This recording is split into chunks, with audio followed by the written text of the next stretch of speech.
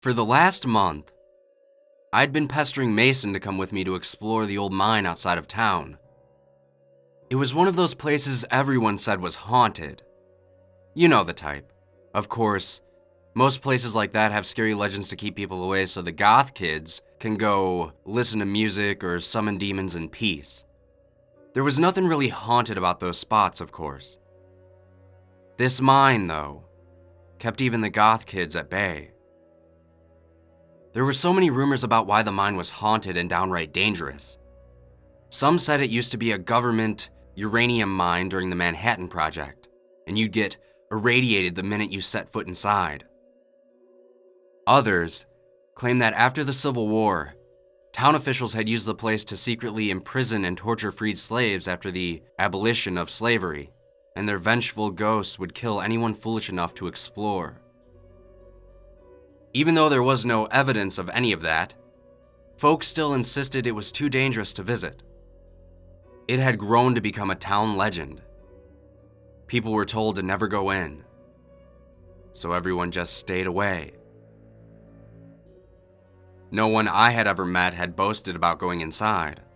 A couple people had the balls to peek through the cracks in the wood they used to board up the place 50 years ago, but that was as far as anyone would go. Not even the police would go in when asshole kids would prank call the station and say someone had gotten lost in there. Honestly, the whole thing seemed pretty lame to me. I've never been superstitious. I couldn't care less about ghosts of dead slaves or some ridiculous rumors about radiation. All the evidence said it was nothing but an old coal mine that had been decommissioned. That's it. And I was going in. Mason always resisted when I tried to get him to come along. I couldn't believe how much of a coward he was. I'd always known he was shy and timid, but this was just getting pathetic. Why I was friends with him in the first place was anyone's guess.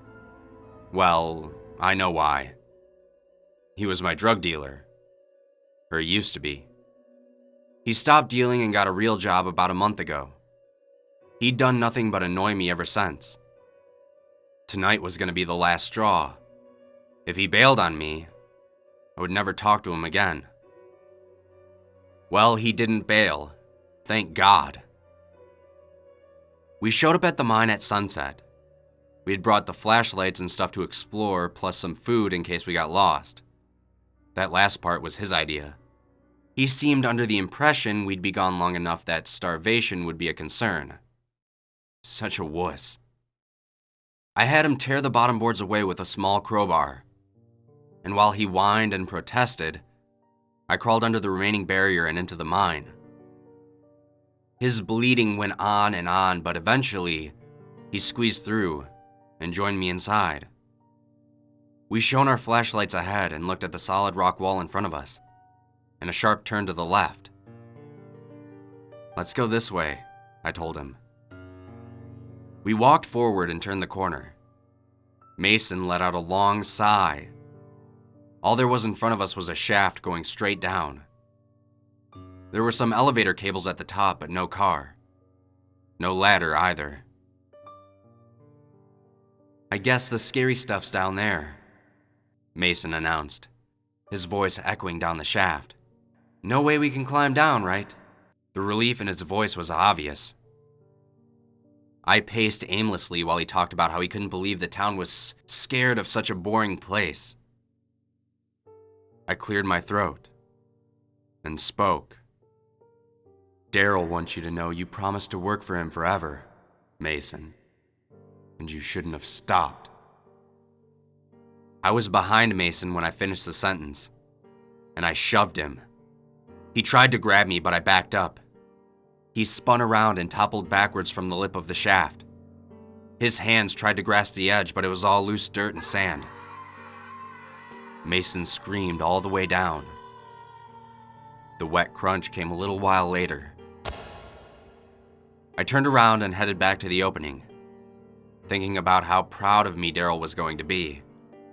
We had talked about this ever since Mason got his stupid job. While I rounded the corner, a shrieking chorus of dissonant voices erupted from the elevator shaft. I panicked and ran for the exit. As I scrambled under the barrier, despite my blood pounding in my ears and my panicked breath filling the air, I clearly heard the words, "Thank you. We've been so hungry."